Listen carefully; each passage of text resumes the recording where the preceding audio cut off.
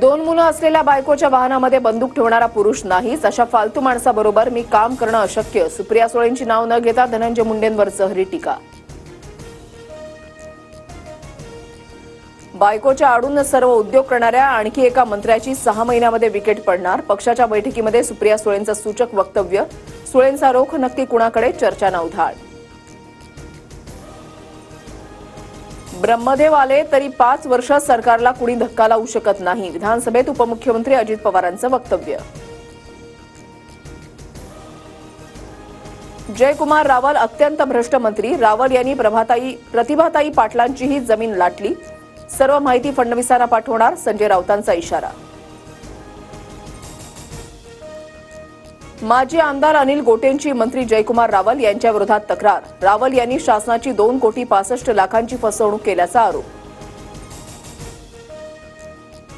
इथे फक्त छत्रपती शिवरायांचेच महिमा मंडन होणार. औरंगजेबाचं उदात्तीकरण नाही. मात्र कबरीला पुरातत्व विभागानं 50 वर्षांपूर्वी संरक्षण दिल्यानं दुर्दैवानं सरकारलाही ते देणं अनिवार्य. मुख्यमंत्री फडणवीसांकडून स्पष्ट.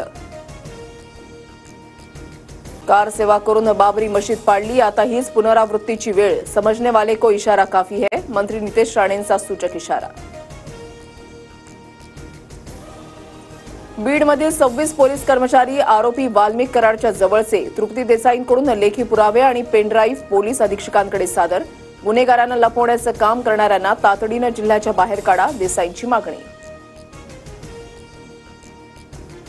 प्रशांत कोरटकरच्या जामीन अर्जावर उद्या फैसला. कोरटकर काही वरिष्ठ पोलीस अधिकाऱ्यांच्या संपर्कात. मोबाईलमधला डेटाही डिलीट केला. वकील असीम सरोदे यांचा मोठा आरोप. एमपीएससीच्या 3 रिक्त पदांवरील सदस्यांची नियुक्ती तातडीनं करा. परीक्षा मुलाखतींची प्रक्रिया गतिमान होऊन विद्यार्थ्यांना दिलासा मिळेल. उपमुख्यमंत्री अजित पवारांचे मुख्यमंत्र्यांना पत्र.